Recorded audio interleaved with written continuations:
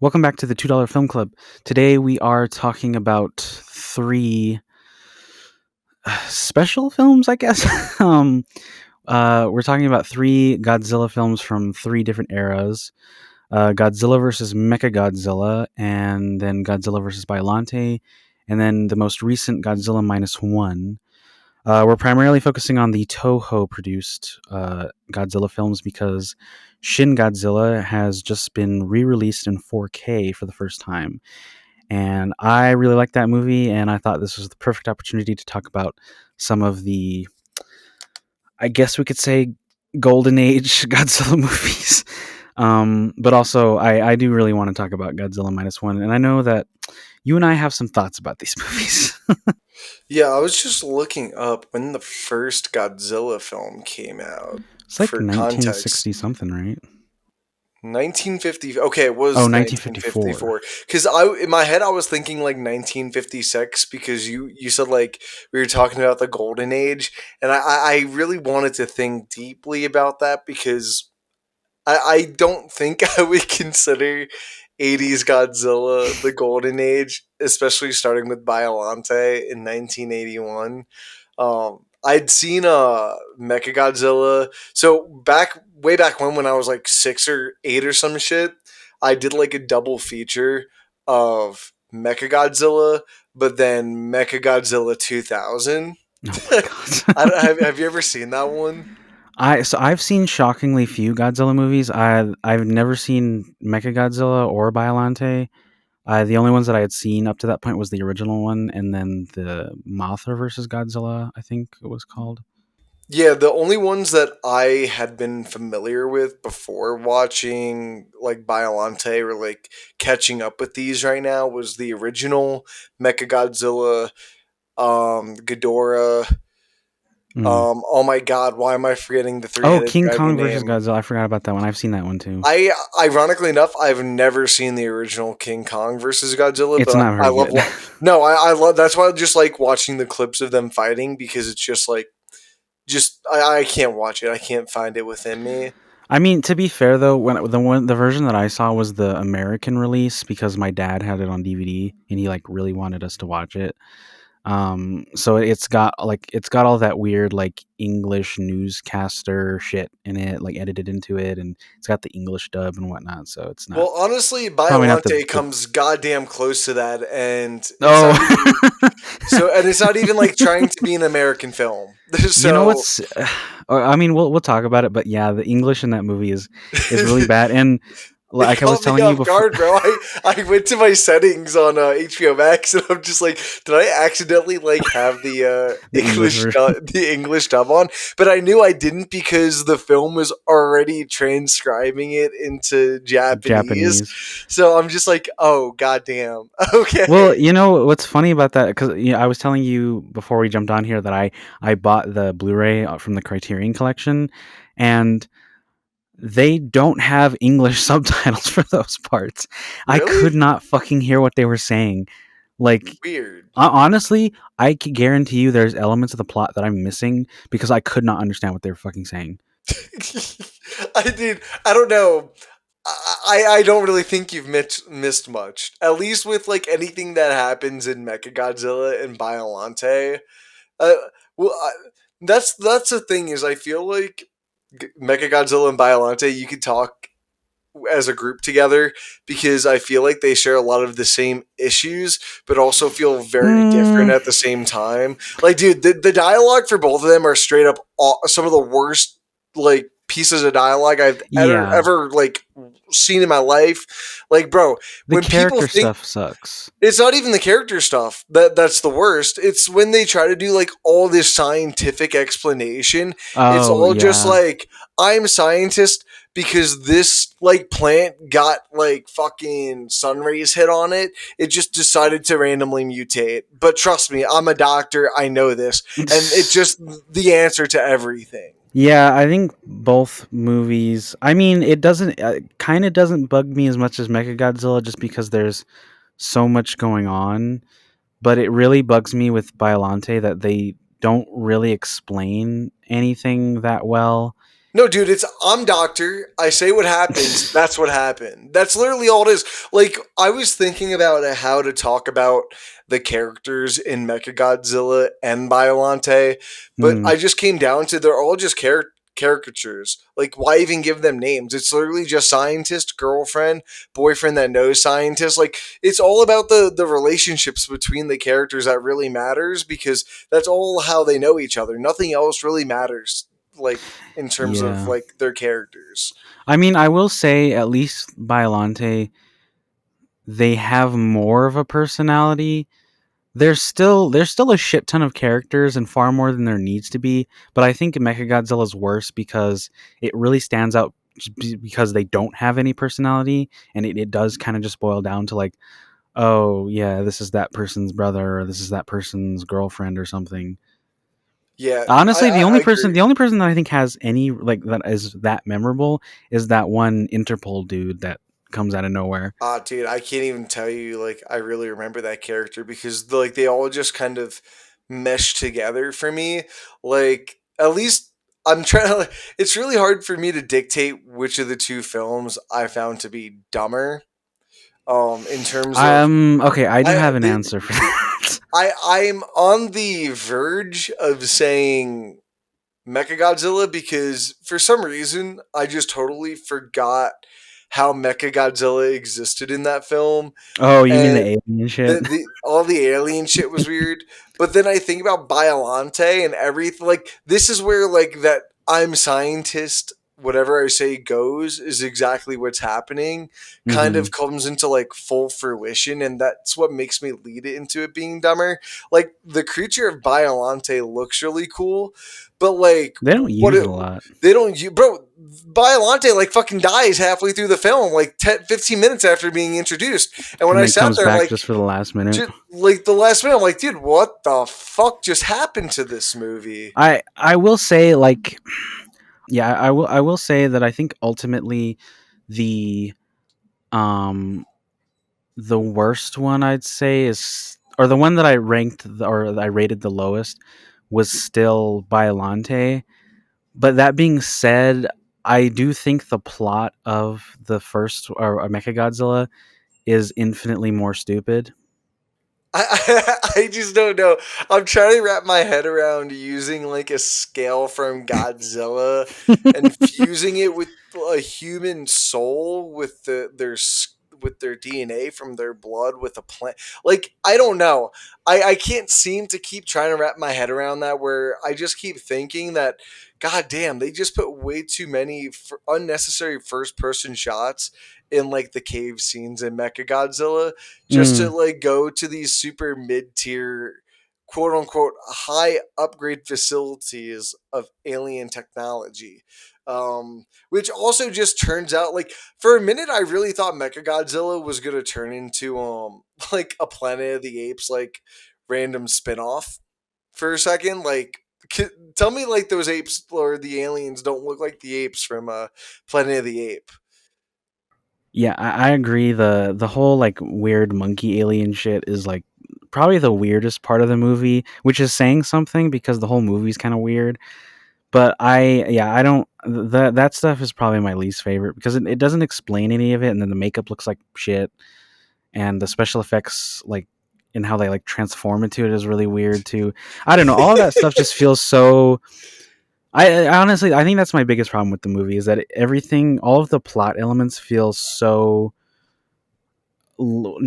um how do I say this, like not very well thought out, and it just feels like oh we need like a story for this, and they just kind of like threw some shit together and we're like there we go, story. But yeah, none of it makes sense. It all feels kind of random. But in comparison to like Biolante, at least I wasn't bored while I was watching it, I guess I should say, because it was just so charmingly ridiculous. I, I don't know. I think by the time Mechagodzilla ended, I just kind of got bored with like this whole weird alien cosplay look of it all that was like part Planet of the Apes spinoff for some reason. Like it was funny at first, but I'm like, all right, this is just really kind of stupid. And then Biolante just got really boring around halfway through when they just randomly killed Biolante for some reason, and it makes me question because the way I viewed this film, Biolante and Mechagodzilla, is I think the way people feel about like the current Godzilla and King Kong films, Oh, the where MonsterVerse. yeah, like the MonsterVille verse films, where it's just like there's no good human characters and it's really just a bunch of animals beating up on each other. And I'm watching Biolante Mechagodzilla, and I'm thinking to myself, yeah, that's still a better argument than watching this film, like Biolante at the very least, because one, the human characters still suck, and two, there's no Godzilla and there's no Biolante. And then the same thing happens in Mechagodzilla. Godzilla gets taken out in the first 10 minutes, and then Mechagodzilla gets taken out within 5 minutes after that, and then it's a bunch of terrible human interaction in between with just some really weird alien shit in the mix. And so I'm like, maybe everyone just remembers these like middle aged Godzilla films a lot differently than I feel like they actually were. Just because, like, thinking about how Godzilla, the first one in 1954, came to be, how it became famous, and then what it is now, I just think is kind of interesting based Yeah. off of, like, how serious of a story it was based out of. And, like, we'll talk about that more with minus one. But to see how it turned into, like, it's hard to say even cartoony because it just feels so slapstick in certain parts that it's just like, wow, what happened here? Yeah, I mean, It makes the 2000 film feel less offensive. I'll say that. oh. Yeah, every time we talk about like these big franchises, I feel like we always it always boils down to the same thing of like it starts out as something and then it quickly evolves or devolves into something else. Cuz like, we were talking about the Saw films and how like the first film is very more self-contained and then it becomes like torture porn.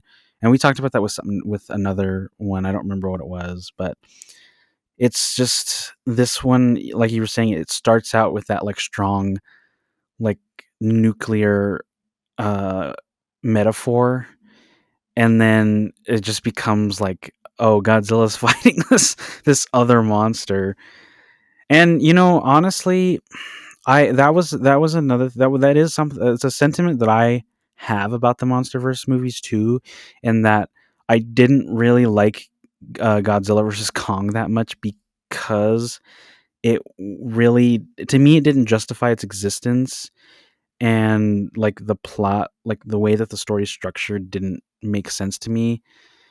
And then going back and watching these movies and I'm just like, oh well, These it's pretty somehow par for the make like, course now. but like these Honestly, I somehow can't make like two times less sense. I can't say that it like the story elements that I take issue with in the MonsterVerse movies aren't like faithful to these original movies. It's just wild because I don't know. I feel like a lot of people remember these Well, I think 60s, it's just 70s, and because 80s they a grew lot up watching differently. them. I You grew know up what I mean? I grew up watching that fucking Mechagodzilla 2001, the 2000 English one, not the English one, but like the American one. Like, I'll stand on it. Like, if you just take the name Godzilla out and give it better visual effects, I don't think it's as bad as a movie as people might think. And I'm also saying this not having seen it in like 20 years. So I don't want anyone to take this comment at like terrible face value. Because what I'm probably going to do in the next week is watch it at some point and then instantly regret saying this. Yeah, I don't know. I just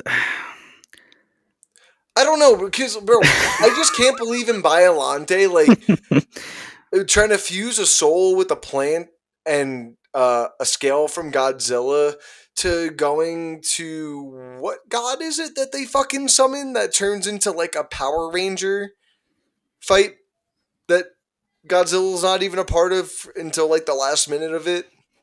in Mechagodzilla, No, in Biolante. Oh wait, there's no, no, no, no. Yeah, yeah, Mechagodzilla is the Mechagodzilla. No, Caesar yeah, yeah, thing. yeah, yeah. You're right, Yeah. Mechagodzilla. Sorry, I switched them.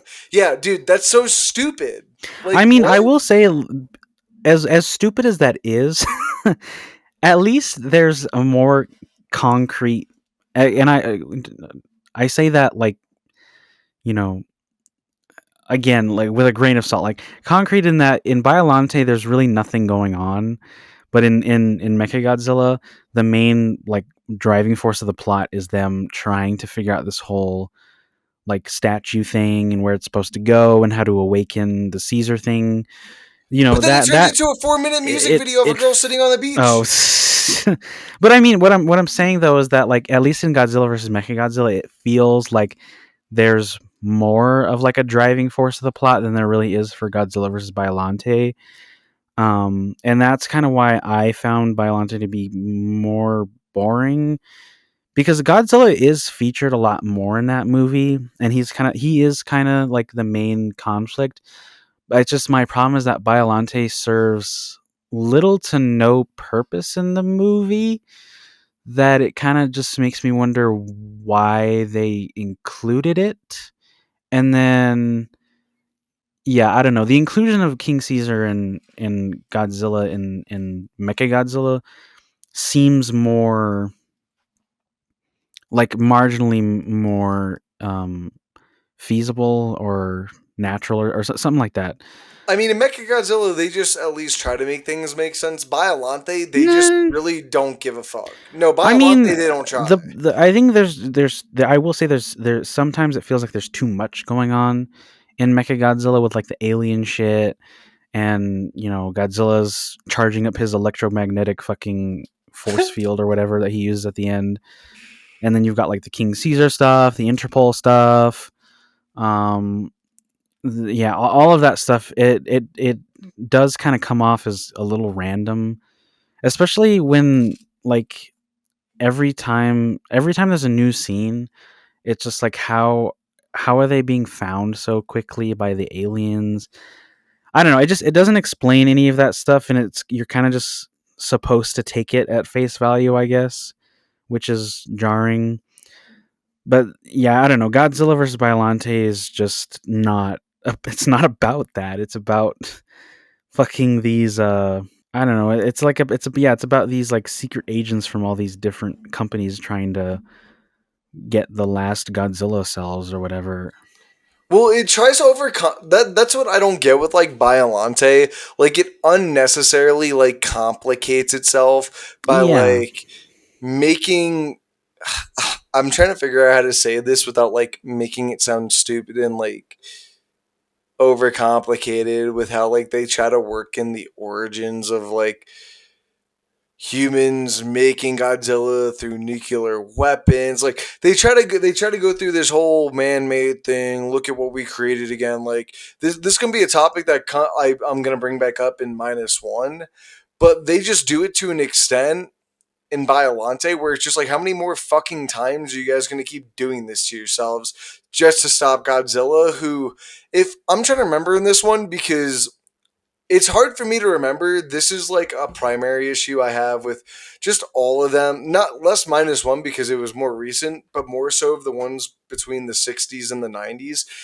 Is Godzilla is just portrayed so differently throughout all of them between being a straight up yeah, villain and like kind of like this vigilante at the same time in some of them. Like, so I can't remember, but like I feel like he was a vigilante, like almost a vigilante in this one, where he wasn't like he was in -1, just going through the city and wrecking it.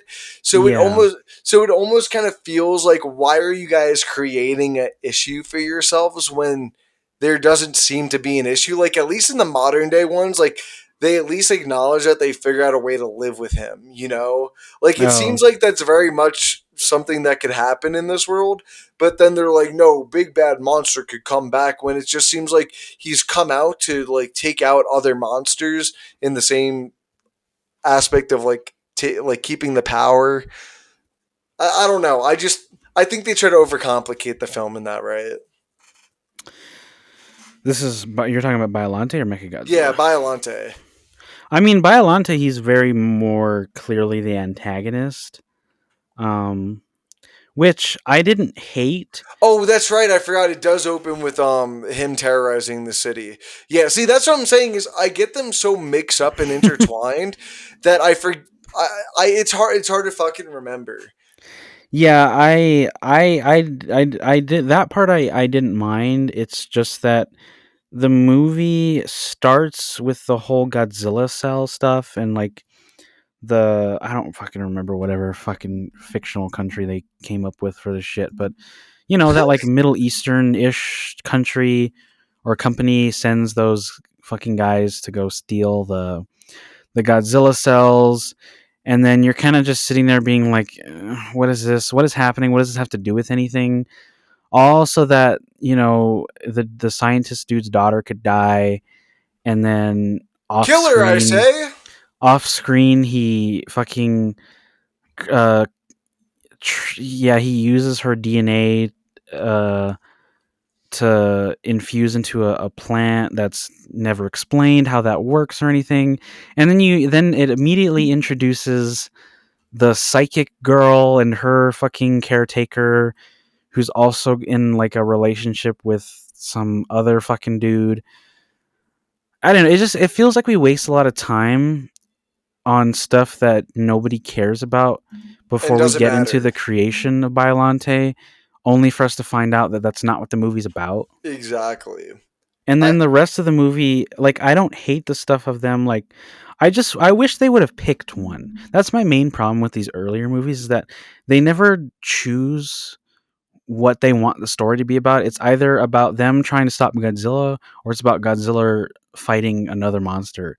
And the Godzilla vs. Biollante feels like it's trying to do both, but it's not good at doing either of them. And so the whole time you're kind of just watching and you're like, this is not satisfying. But at least Godzilla vs. Mechagodzilla, like there's a very strong um, sense of like what the movie's about, I guess.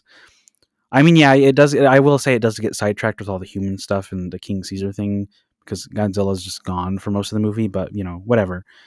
There's a couple cool fight scenes between Godzilla versus Mechagodzilla, and that's all I wanted. Godzilla versus Biollante has two very short fight scenes between the two titular monsters, and then the rest of it is just this really awkwardly acted um nonsense like mumbo jumbo scientist military shit that it could not be any less interesting. Yeah, and it's not even saved by the fact that like every actor they get is literally a porn actor, and I hate to say that.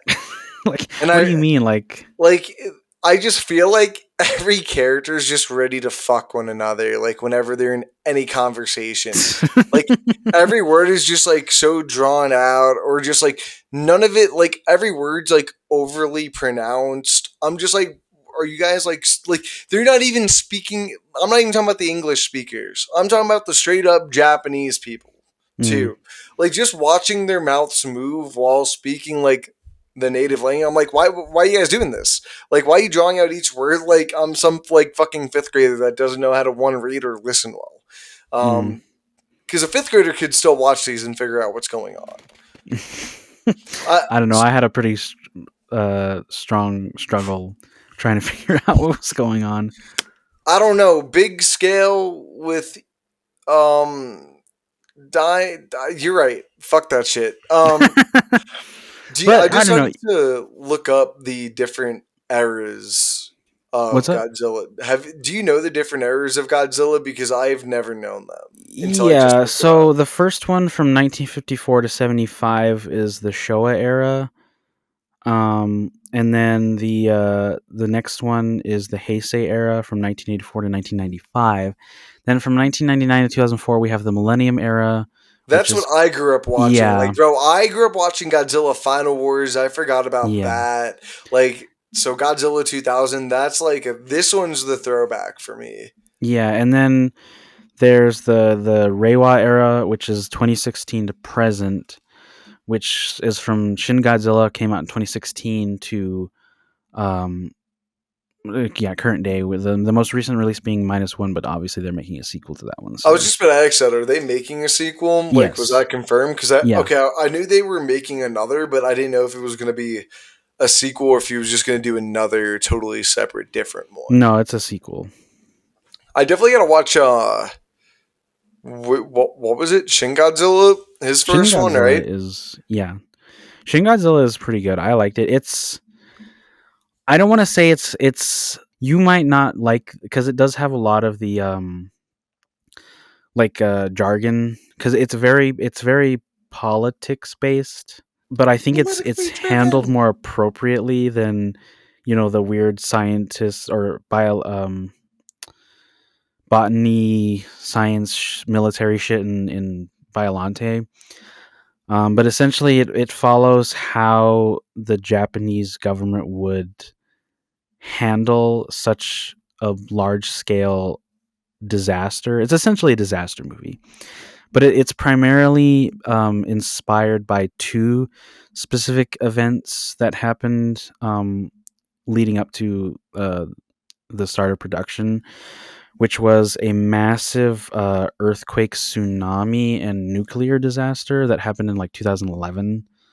And so a lot of the imagery is based off of those like real life events, and I think that's why it's a stronger entry.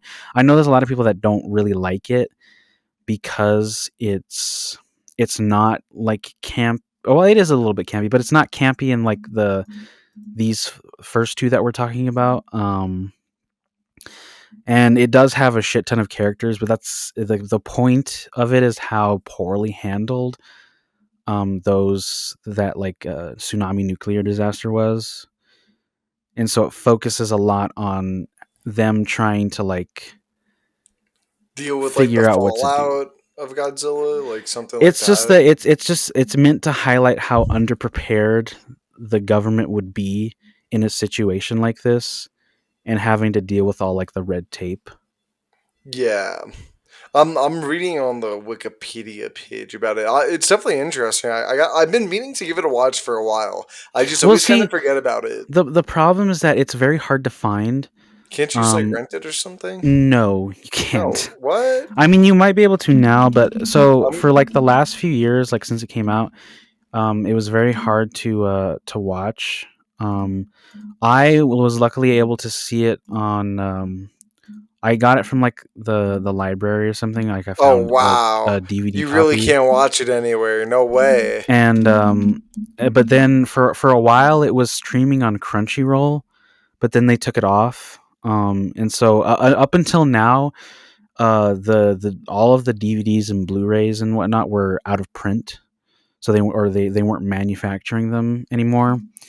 And so hopefully with the 4K re-release in theaters, I mean there is like a collector's edition that the official Godzilla website is selling, that comes with like the 4K and the Blu-ray versions. But hopefully they keep it in circulation. Damn, they're not even playing Godzilla by me. I just decided to look real quick at Shin Godzilla for the re-release. It doesn't say that they're showing it anywhere. Not by me. Not at least like the Alamo. Oh, I mean you can probably see it at Regal or AMC. Yeah, it's still playing in AMC. Of course, it's not in Regal, dude. It looks like That's AMC is really the only place it's playing that's in. so fucked though. Like what, bro? I don't know. I feel like it would be worth like the trip to go see it. I'm trying to see where the. Bro, I want you to say that if Megalopolis ever gets re-released. That's funny. Oh my god, dude! Holy shit! I still can't believe that no one's ever gonna see that movie. But yeah, I don't know. It's just it was very extremely hard to find like a copy, especially one that had English subtitles. It was more of an issue like internationally of like finding a good copy. Bro, between Shin Godzilla and Barbarian, what the fuck are we doing, guys? Like, come on It's now. Barbarian hard to find. Bro, it doesn't exist. They never made a physical for it. They didn't? No, There's no way. they've never. They no. Zach Kreger has tried too. Why wouldn't they make. That is a fantastic question. Yeah, that's interesting. Huh. They'd be making so much fucking bank, like But anyways, yeah, particularly for so me. um we maybe we should talk about Shin Godzilla when the next Godzilla minus one comes out, cuz Okay, I think it's a good 2030. movie. Got you. I actually don't know when the next one's supposed to come out. Have they even started filming it? I don't think they have. Um Takashi Yamazaki. Filming of the new project, tentatively titled Masterpiece Monster Movie, began in late August 2025, and it may be released as early as 2026. God, we got to talk about minus one because I'm just like I'm reading the plot on Wikipedia while you're looking that up, and I just got to the end and I just hate it. Yeah. You want to break Me that down for us? the last line on Wikipedia is, meanwhile, a chunk of Godzilla's flesh begins to regenerate as it sinks deeper into the ocean. Literal, like, fucking shoot me. And the one before that is, upon returning home, Sumiko gives Shikishima the telegram, which leads him to a hospital where he reunites with Noriko, who survived the destruction. Motherfucker, that goes beyond destruction. I don't know how she didn't become part of the concrete with that. She fucking flew to infinity and beyond with that Buzz Lightyear ass of hers. Holy shit, bro! When I saw that, because I totally forgot, one, that I thought she died, and two, that she actually comes back when I was rewatching this, You forgot? and I forgot. Yeah, and I'm like, dude, what the fuck? And I instantly remembered how I felt in the theater when I first saw this, and I'm Mm. like, yes, I do remember feeling this exact same way while leaving the theater because of how good the first two acts were. I mean, in as far as that part of it, like I understand what you're saying in that, it's hard to rationalize how any of that makes sense. But I think it gets away with it because, one, you really do want Shikishima to have like something, but also I'm sure it might get explained in the sequel. I mean, they have to Because, with that stupid ass fucking cut thing on her neck, well, yeah, right? so like the black Which is also bruise, part of what I I hate think about it. probably is the explanation for why she survives. And I Um, know this might be partly my fault, but I can already tell that it's gonna be something really fucking stupid. And after why? What makes you watching, say that? after watching Belante or Biolante, however you pronounce it, it really scares me that like what the plan might be is like somehow Godzilla, like part of his like fragments of his skin or whatever, like went into her neck and like regenerated her, and it gives her like these fucking abilities or something. Or Mm, for all I know, she's gonna like mutate into like a mini Godzilla or something. And like that's really what I'm afraid of, especially with like how they ended with like the regeneration of Godzilla. And mm-hmm. like they say chunk, but for some reason I thought it was his head because that fucker got like just blown up. But either way, here or there, maybe I'm just like pre focusing a lot of my worries onto this, knowing what they've done in the past, and you Yeah. could tell that they've taken like some liberties with like from the past and bringing it into this story. And I'm not talking about like the origins of Godzilla. And so I'm just worried they're gonna start taking the wrong things away, Mm. and it frustrates me, and that's my Yeah. worry. I mean, I get that. I don't want to speculate too much because I feel confident enough after seeing minus one that they're gonna think really hard about what to do with that, and I know that they wouldn't introduce it without having an idea of what that means. So yeah, I don't know. I'm excited more than anything I'm for the also next frustrated one. because I hate sequel bait like this. At least for these type of films, for I think comic book films and stuff like that, I think it's fine because I think inherently a comic book is built off like the foundation of this is what's coming up next week, like a Hmm. early morning cartoon show, something like that.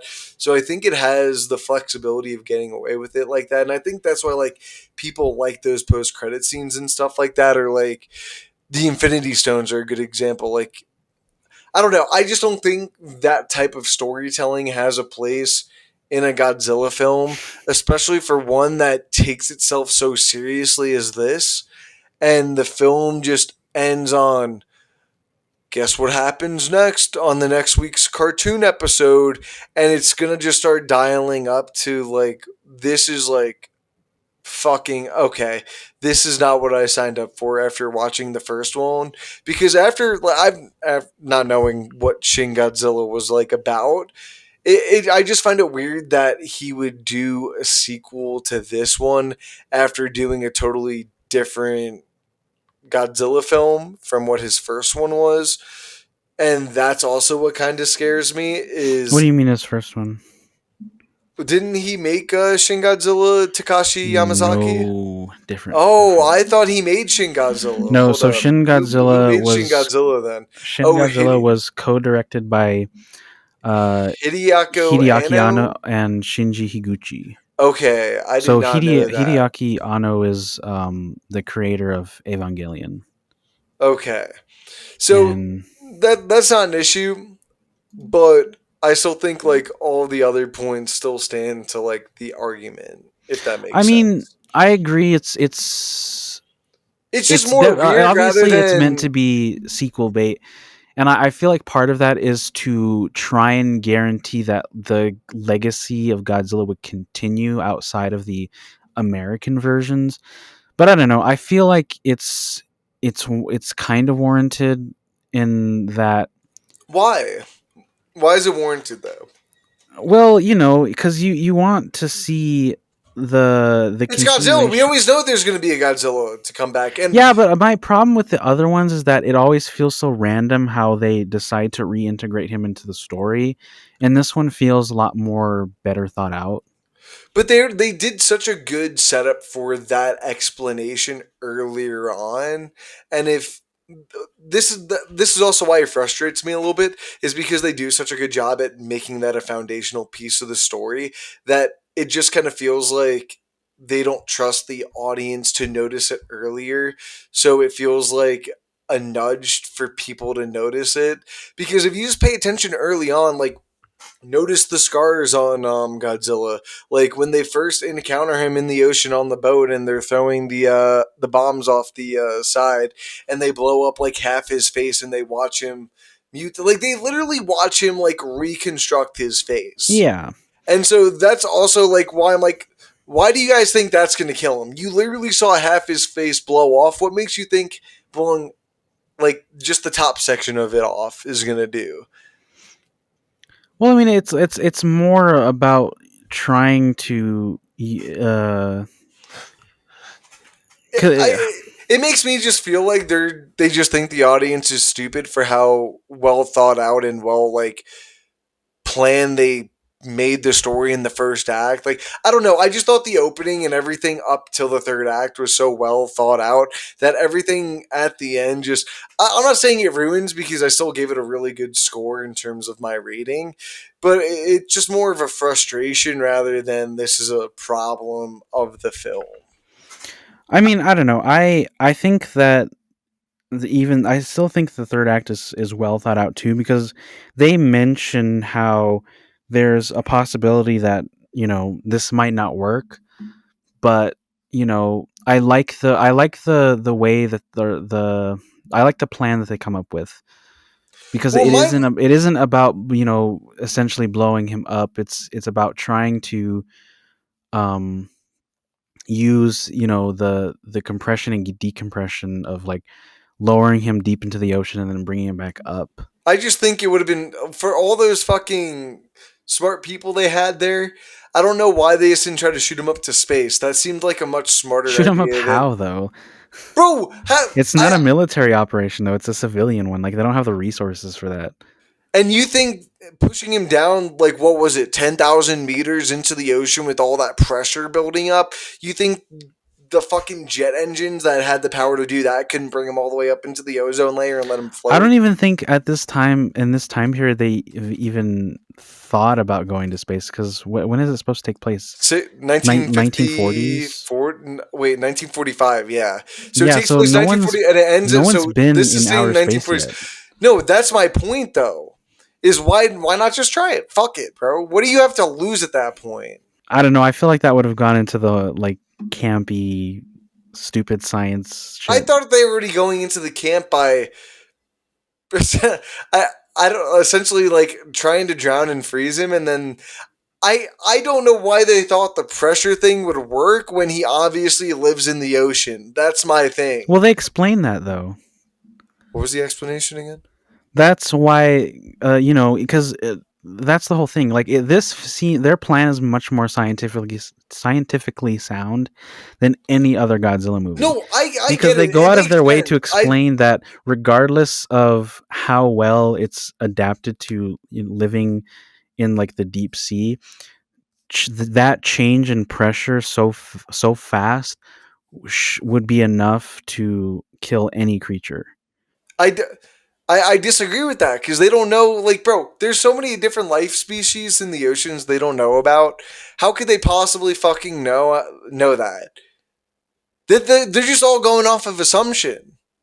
And but I don't. I'm not disagreeing with like the fact that you're stating that it's actually thought out and they're trying to like give you a legitimate reason as to why this is happening, rather than saying, "Guys, I am scientist, and I am saying if the big monster comes up really fast, he's not going to survive." It's much better than that. I just think for how smart these people are. Like, dude, I thought it was really cool. Not cool, but I thought it was an interesting idea in terms of storytelling to have. What was the main scientist on like the fishing boats rule? He was a nuclear scientist during the war, right? I think his name's Tachibana.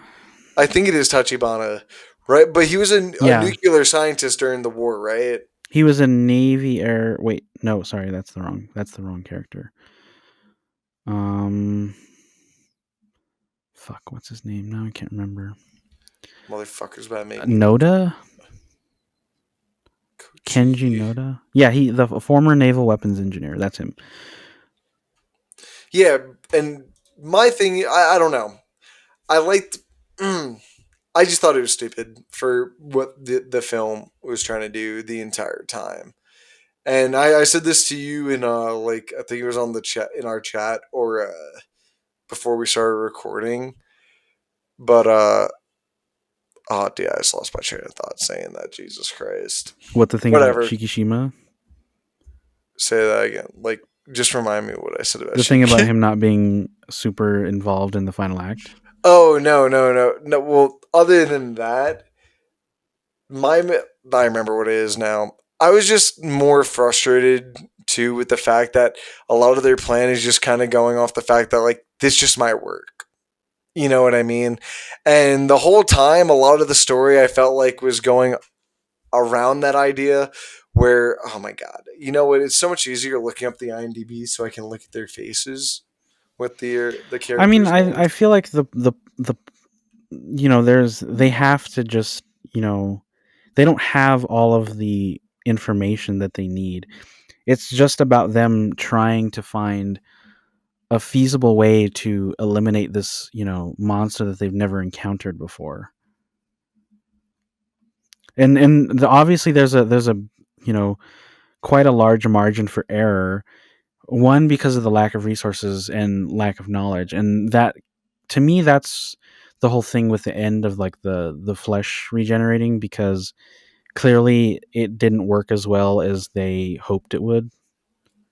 Yeah, So that all that stuff makes sense to me, and it doesn't bug me. like I'm not. That's my thing. Is like I'm not saying it doesn't make sense. I just think for what the first two acts set up, I just thought the writing just kind of got lazy and like, hey guys, you know what? This needs to happen. It needs to have a good ending. We need to tease a sequel.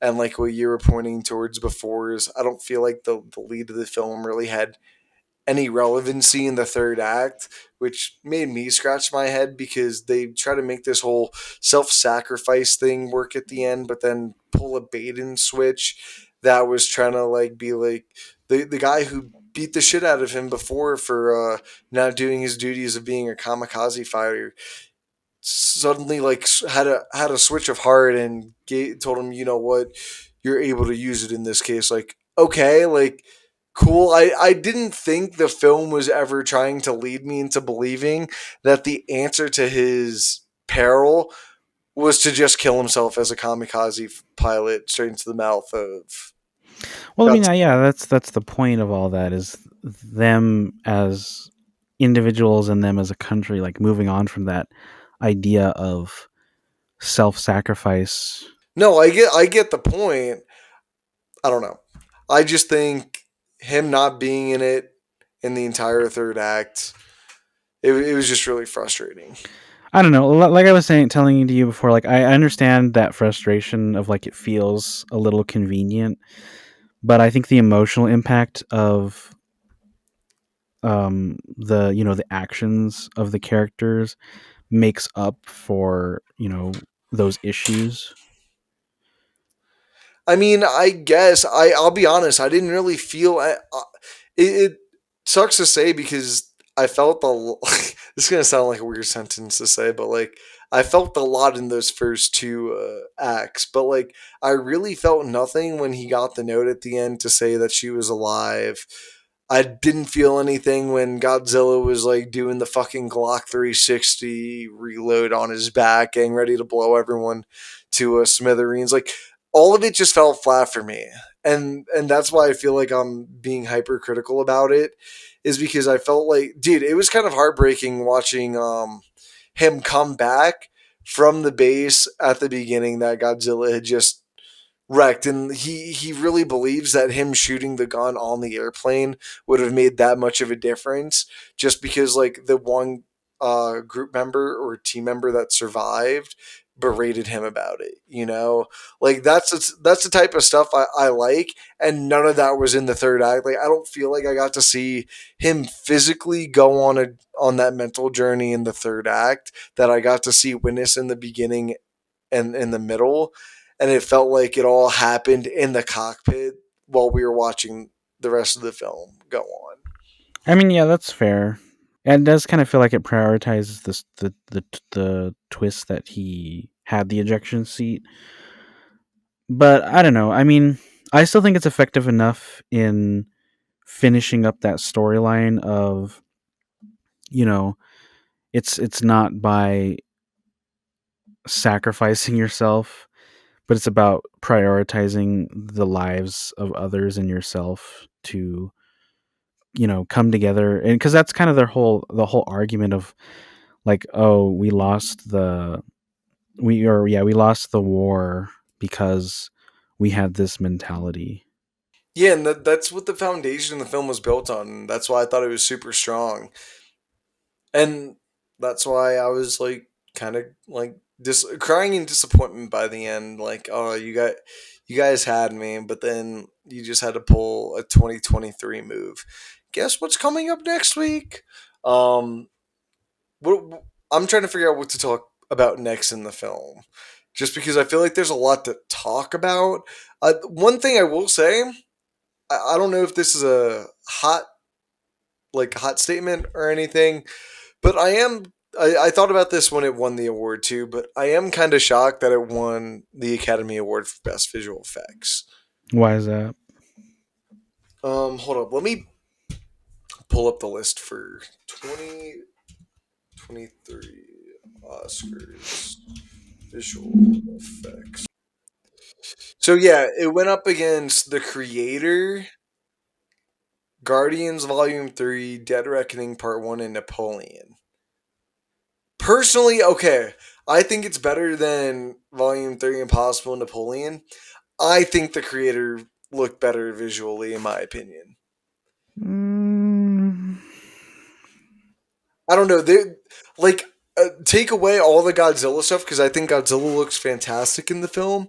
I just think a lot of the stuff around it looks a little bit cheaper with like the flying and stuff like that. And this is like a statement that I'm not trying to like harsh on because the other two, Biolante and fucking Mechagodzilla, like look at those films. But I think it's something to touch on because it did win that award.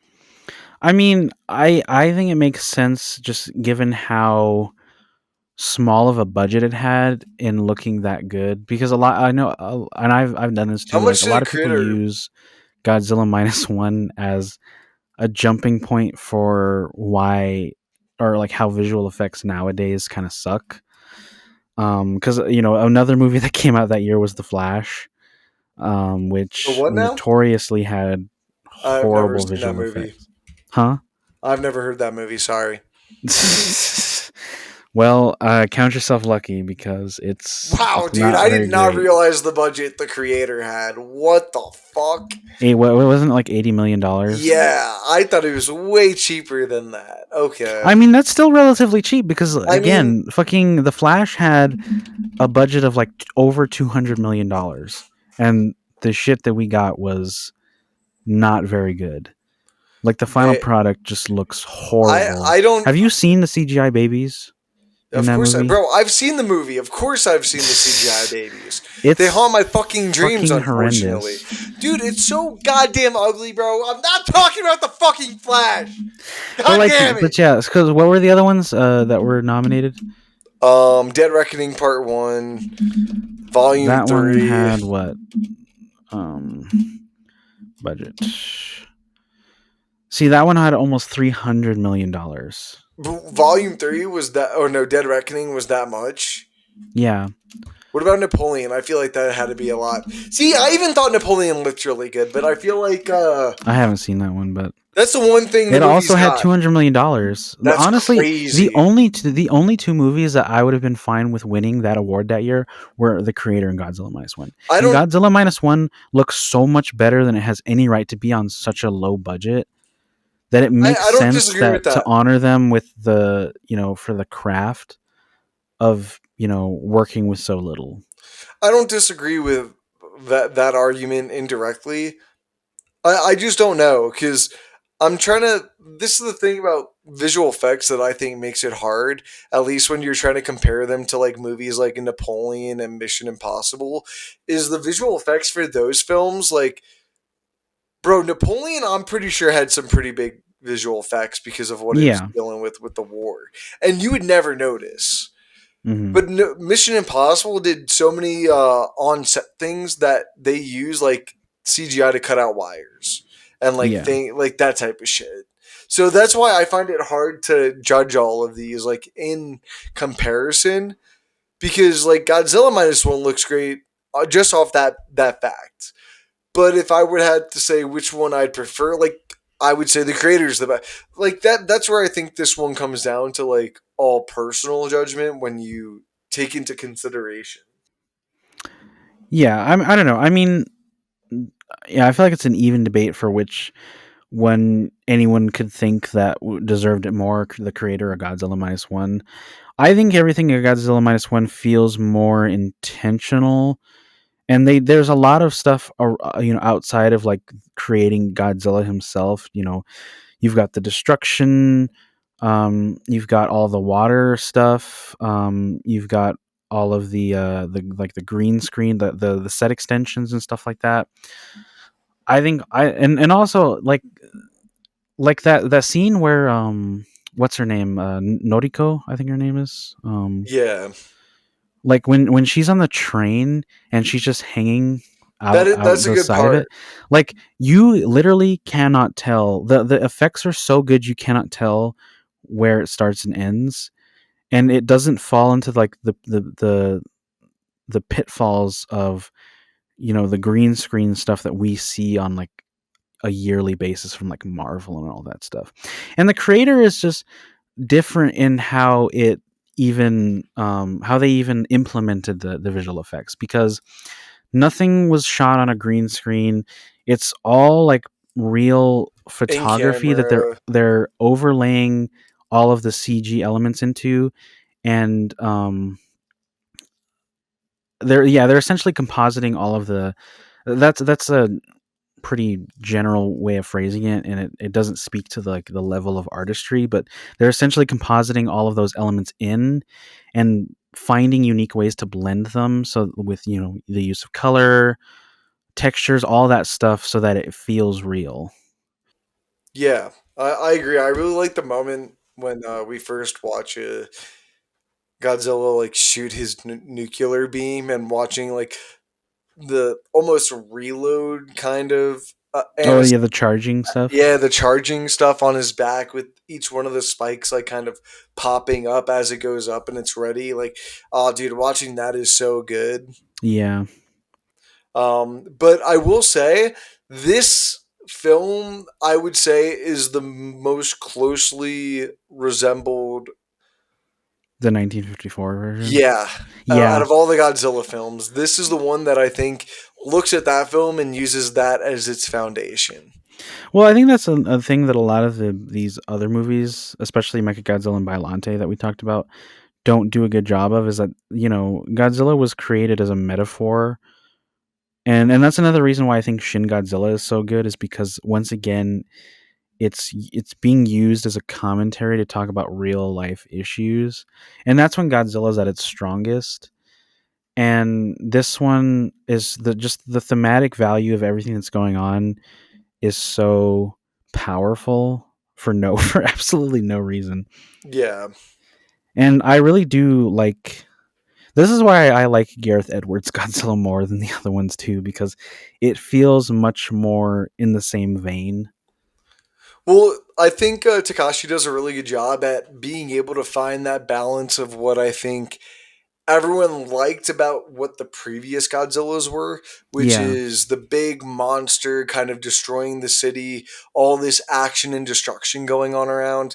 But in the essence of what I think worked in the Gareth Edwards film really well, which is being in that on the ground perspective and truly understanding the scope of what this creature's doing that you weren't able to achieve with Biolante and Mechagodzilla dudes at the time.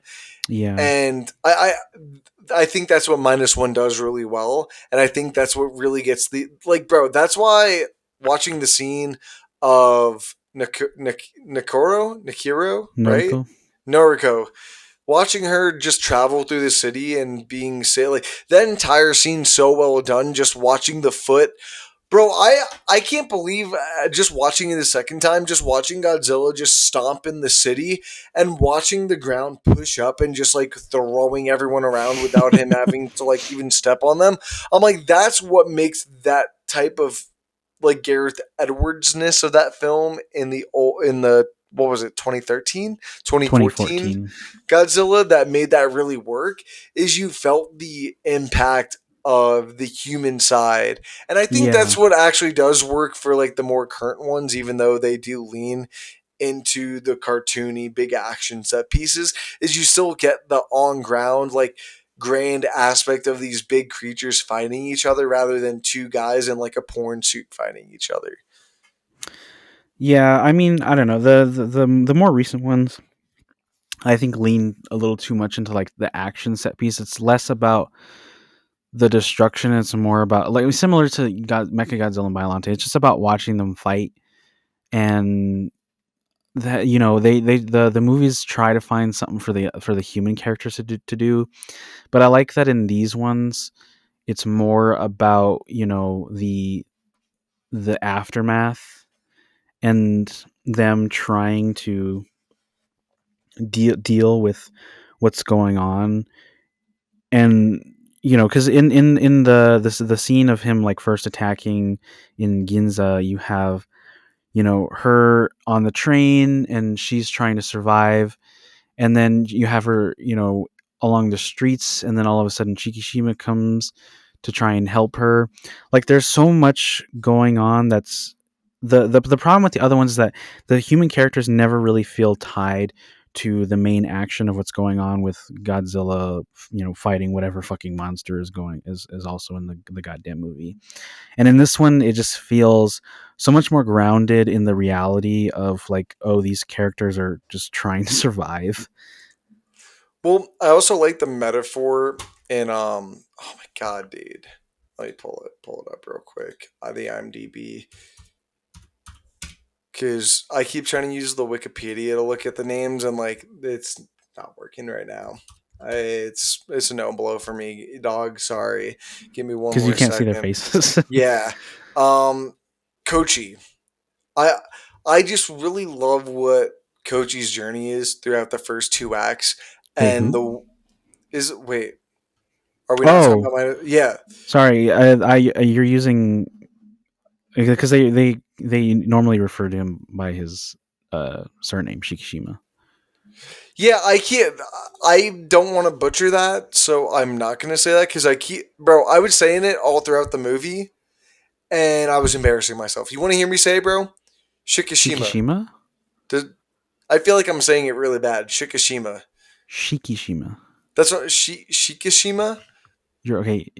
That's what I'm saying, It's bro. the I'm I having a hard makes an E time. sound, not in. Shikishima. Why are you saying cheeky?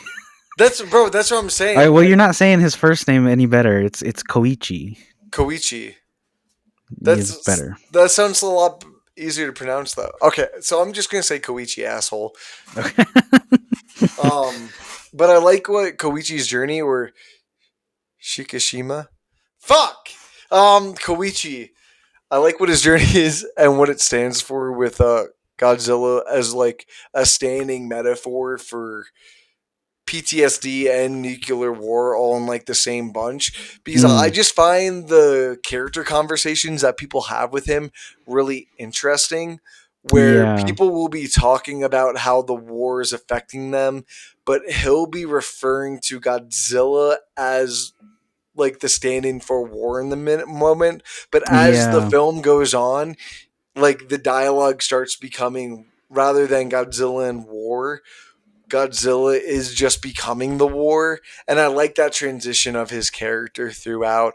And I it's the most resemblant of that 1954 film that any of them do in terms of dealing with, I think, the grief and turmoil of not only the nuclear fallout of the bombs in Japan during World War II, but the ramifications of like kamikaze, like all of these different people in the war you probably wouldn't think about, like the kamikaze fighter. Like right away when he first lands and they say there's nothing wrong with the plane, you know exactly what's going on just from the Yeah. jump. And I think all of that is just so good in this movie, and it's just a different take or outlook on this story that I don't think people, at least myself, would have really seen coming. And I think that's what makes this film work really well. Yeah, it does feel really, it still feels very unique while also kind of homaging its roots from the Yeah. original 1954 film. But I think the characters in this movie, like the human characters, are definitely the most interesting part because they're also well written and well performed, especially in comparison to the other movies we talked You about. can't compare it. It's not even But a I comparison. definitely like Shikishima is probably the best protagonist we've ever gotten in a Godzilla movie, like hands Doesn't say down. much, but I do agree. I mean, he's still like very well written. With that his No, yeah, central it's more of conflict. a sentiment towards the others. Yeah, his central conflict being that the thematic core of the movie with him dealing with the PTSD, but also the shame that he feels for having not done what he was supposed to. But I like how in a lot of the conversations he has with people about it, a lot of people are just like, bruh, it's, a lot of people are much more understanding. You do have that moment at the beginning with his neighbor where she's, lashing out at him, but you can still kind of tell that she's more upset about the loss of her children than she is about him having failed to be a kamikaze. And I like that just throughout the movie you still see her doing like kind things towards him, and then obviously they become closer as friends. Um, but yeah, that's why I really like the way that the movie ends with not only him like realizing that the shame of it isn't important, but it's important about him moving on and deciding to live in the present instead of the past with his newfound family. That stuff, I don't know. It's really heartfelt, and I enjoyed it. While I enjoyed it every time that I watch it. This is the Godzilla movie that I come back to the most. I mean, yeah, there's not much competition for it outside of course 2000s Godzilla, and I'm not talking about the Millennia 2001 either. Oh, are you talking about the I'm talking about the fucking? Monty Broderick one, baby. I've never seen that one, and I don't think I'll ever Nah, watch dude, it. we really have to watch it one day. I shit you not. It's I don't very want to though. entertaining, bro. It's I don't very want to. entertaining. Dude, I cannot explain this to you better, but picture Jurassic Park in Madison Square Garden in the middle of New York City. That sounds. We saw that though in the Lost World No, Jurassic no, Park, and it didn't work. It was no, dumb. no. This one does it even dumber. I promise you. Oh my, well, We I need don't. to, That doesn't sound bro. appealing, We bro. need to do it. We need to do like an English Godzilla, like 3 episode one, and it needs to be a We part can of it. talk about the MonsterVerse movies, but I don't want to talk about No. We're Godzilla talking. That's 2000. gonna be the first one we talk about. I promise you, it's gonna happen. I don't know. I've been on the record with so many people being like, I don't ever want to watch that movie. I take it for what it is. I don't. I think it's far from like the worst Godzilla film ever put to screen. It's got Matthew I mean, Broderick in it, bro. It can't, I don't know how to gauge that because I haven't seen a lot of them. bro. All you need to see is biotin, or no, that's no way. Update a biogen from fucking the Jurassic Park movies. Uh, Bro, we watched Mechagodzilla. It's not Mechagodzilla's worse. I'm sorry if anyone's How telling you though? worse. I can't describe it. I'm sorry, but it's cool watching a T Rex essentially walk around Manhattan destroying it. I'm Well, see, that's the sorry. other thing. Like, why does it look like a T Rex? I don't know, bro. Why does it The look way like a bad T Rex? Because that it's a, movie came out after Jurassic Park. Why does it look worse than Jurassic Park? and then the T Rex gives birth to like baby T Rex velociraptors. Bro, it makes no That sense. sounds so dumb. Yeah, no, dude, I'm telling you, it's stupid. That's why we need to watch it. I don't know. I think I'd rather watch all of the Halloween movies or the Friday the 13th movies. I beg to differ, asshole. Let's get into final ratings. Oh yeah. What did I rate all of these? You go first because I have to pull them up. All right, I gave I gave the first two Mechagodzilla and what is it again? Biotin, Biolente. Biolante. I gave them both a two, and I know people are gonna be like, "Wow, you gave it a two after dogging on it so much." Yeah, I think it's more so just a film and a product of its time and also culture. You know, these Mm, are films that weren't released in the U.S. and I'm not gonna sit here and say that U.S. films back in that time were any better if you look at like that category of film. mm, Um, but it also, I think, has so much cultural relevance to it that it's hard to see through those issues.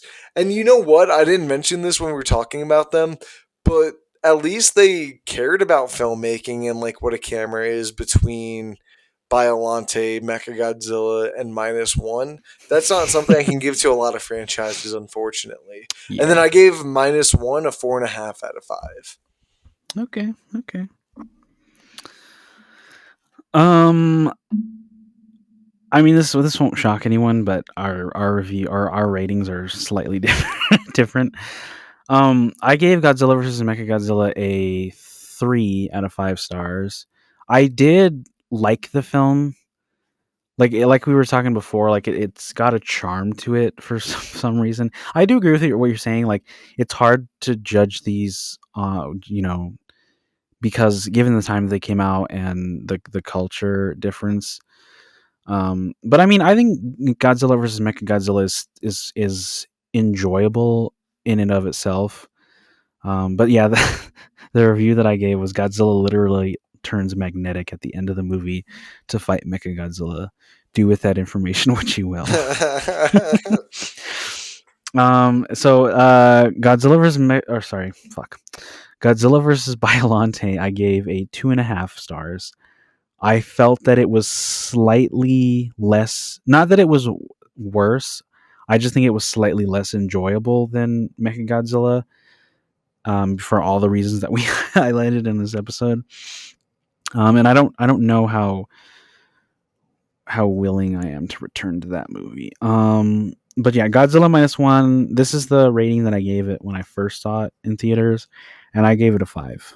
Um, Not to say that I think it's like a perfect movie, but I think it's one of the most in.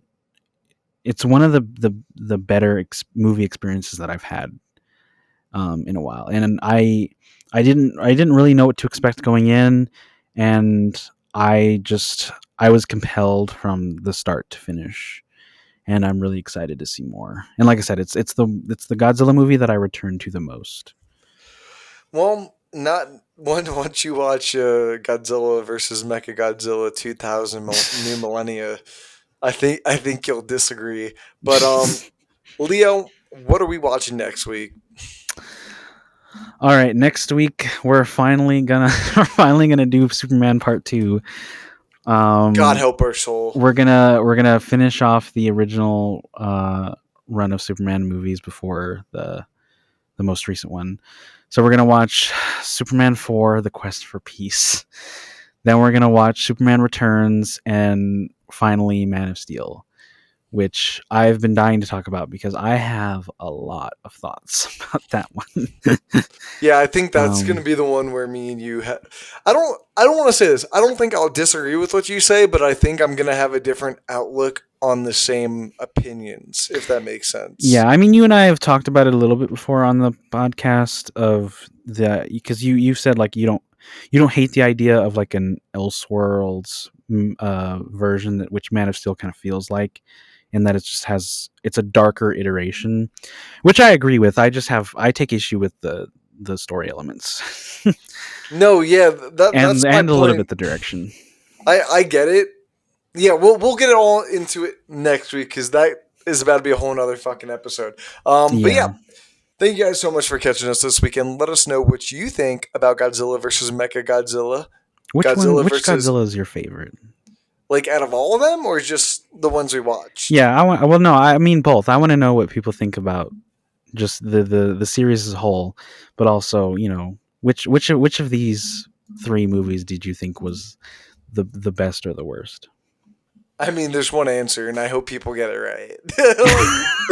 That's really it. I'm all for opinions, but there are wrong opinions sometimes, Well, I guys. don't think Godzilla vs Mechagodzilla is the worst one that we watched Oh today. no, I don't think it's the worst. The thing is I just think Biolante at least cared about its filmmaking in terms of the camera ten I mean, times more. Mechagodzilla did too. Like, there's some No, it didn't, interesting bro. camera stuff going on. It broke the 180 almost constantly. Gave me a goddamn headache. It was constantly cutting on like camera motion, just panning left and right. But then the action it was cutting on would be going in the opposite direction. So it'd be Mm. like super jarring cuts like that in Mechagodzilla versus Godzilla that I was just being like, dude, what the fuck? like, bro, what are those shots of them just like casually looking at all these like malformations in the cave for? Like, for a minute, there's three different shots of it going on for a minute of them just casually touching it. Like, okay, I get it. You guys are weird sex offenders. Move on. But Is thank you that the guys so porn stuff much. you're talking about? Yes, it is. And then they go on into a very porn like looking alien studio. You cannot convince me I'm Are wrong you on are this. you very familiar with the Japanese porn industry? I can neither confirm nor deny that fact, sir. Anyways, yeah. So stay. See it. We'll be back next week to talk about the Superman The movies, Giga Chad Superman films. which unfortunately will be no less divisive than this one was. uh, that's true. That's true.